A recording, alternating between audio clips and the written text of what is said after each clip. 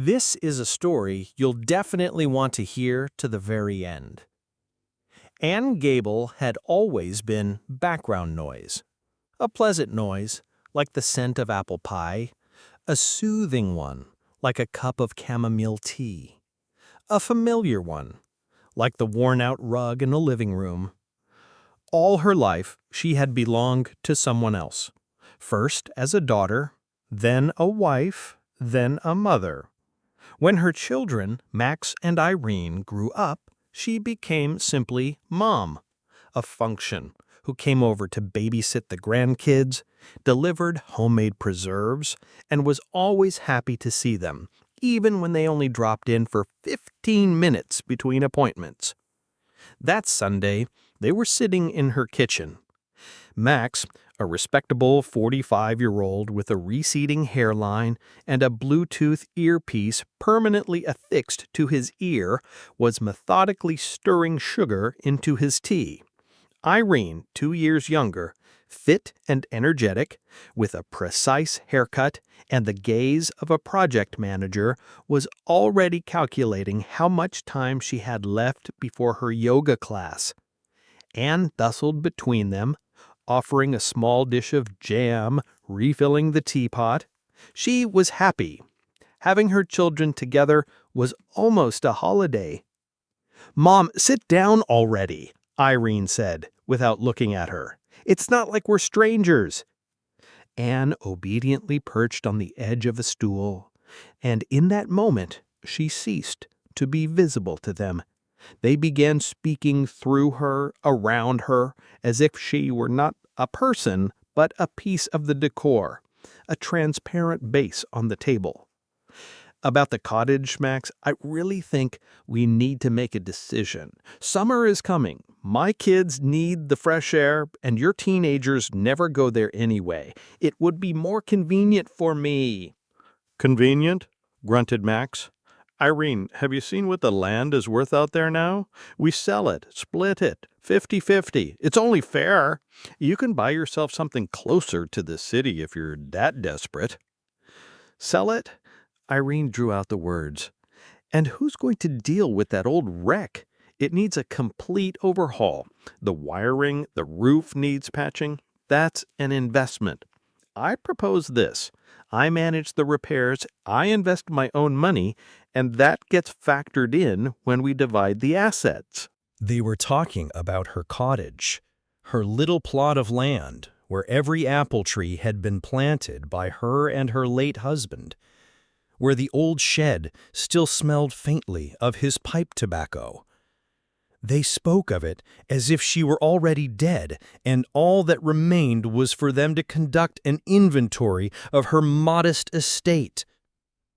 Anne sat without breathing. The tea in her cup grew cold. She looked at her beautiful, successful adult children and felt herself turning into a ghost in her own home. Her heart didn't ache. It wasn't clenched with hurt. Something else happened, something much colder and more final. It was as if an old, rusted switch had been flipped inside her. Click, and the world became colorless and silent. "And don't forget Mom's apartment," Max continued, lowering his voice as if it were a trade secret. 2 bedrooms, prime location. We could rent it out for a very nice sum. Money doesn't grow on trees. Only after a gut renovation. No one wants this dated grandma-style decor. We'd have to toss all this junk." Anne's eyes slowly scanned her kitchen. The ceramic fish on the wall, the old cuckoo clock, the geranium on the windowsill. Junk. Her life was junk. Something to be cleared out before the newly empty space could be put to profitable use. She stood up. The children didn't even notice. She walked to the window and adjusted the curtain. They continued to divide, to argue over square footage and potential profit margins. And inside her, In that quiet soul where decades of patience, compliance, and selfless love had settled like silt at the bottom of a pond, a dark, cold, and crystal-clear thought began to rise. She was no longer the background. She was the front-row audience to a play starring vultures waiting for her to exit the stage.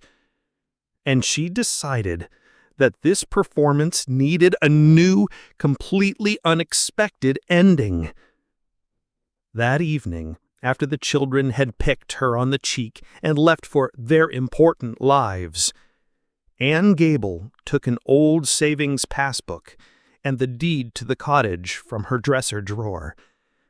The rustle of the papers was no longer the quiet whisper of her humble past. It was the dry, sharp click of a safety being released. 2 months passed. Max and Irene were busy with their own lives, calling their mother once a week with the standard question, "Mom, everything okay?" She would reply, in her steady, quiet voice, "Yes, darlings, everything is fine." They were satisfied. The mother was in place, the assets secure. The first alarm bell rang when Irene, scrolling through her social media feed, stumbled upon a post from her cousin. The cousin had liked a new page, Anne's Golden Autumn. The profile picture showed a woman from behind sporting a new, daring haircut, a silvery platinum bob, looking out at an airplane on a tarmac. Irene sniffed dismissively at another inspirational page and was about to scroll on, but something stopped her. The silhouette of the coat was familiar. She clicked on the page, and she froze. There were only 3 photos. The first was the profile picture. The second was a shot of a pair of elegant woman's legs in new shoes next to a glass of champagne. The caption read, "To the next chapter." And the third was her mother, Anne Gable, sitting in a chair at an airport, smiling happily at the camera, while a sign in the background read, "Paris, Charles de Gaulle." Irene blinked, then blinked again. It had to be a stupid joke, a Photoshop prank. Her mother, who considered a trip to the next town an expedition, was in Paris? She immediately dialed Max. "Max, are you sitting down? You should sit down. Have you seen—" She faltered, not knowing what to call it. "Have you seen Mom's page?" What page?" Max answered irritably, clearly pulled from a meeting. "She has a feature phone, Irene. Have you forgotten? She has a platinum bob and a ticket to Paris, Max. I'm sending you the link." For the next 2 weeks, the page Anne's Golden Autumn became their own personal reality show from hell. Every day brought a new post. Here was Anne with a glass of red wine in a small Parisian bistro. Caption, "It's never too late to try something new." Here she was at the Eiffel Tower, wrapped in a bright cashmere scarf, looking 10 years younger. Here was a selfie from the deck of a river cruise on the Seine. The likes poured in from every relative, former colleague, and neighbor they knew. The comments were full of delight. "And you're an inspiration. This is how you do retirement. You look fabulous." At first, Irene and Max were stunned. Then they were furious. They bombarded her phone with calls, but she didn't answer. They sent her angry text messages, to which she replied with a single polite response. "Darlings, I'm fine. Don't worry. Just relaxing." The breaking point was reached when Anne posted a photo from an expensive boutique trying on a dress. The caption read, "They say investing in yourself is the safest bet. Decided to test the theory." Investing, Max screamed into his phone. She's investing our money? It's the cottage money. She sold the cottage. They understood everything. The public humiliation was unbearable. All their acquaintances who saw these posts now looked at them with poorly concealed smirks. They came off as a pair of greedy, heartless children who had driven their mother to flee to the other side of the world after selling off the family nest. Their carefully constructed image of successful, caring children had shattered, splattering them with the mud of disgrace. In the latest post, Anne was sitting on a hotel terrace, overlooking the sea somewhere in Nice. She held a phone in her hand, its screen likely ablaze with angry messages from her children. But she wasn't looking at it. She was looking at the sunset. And on her face was a calm, slightly ironic smile.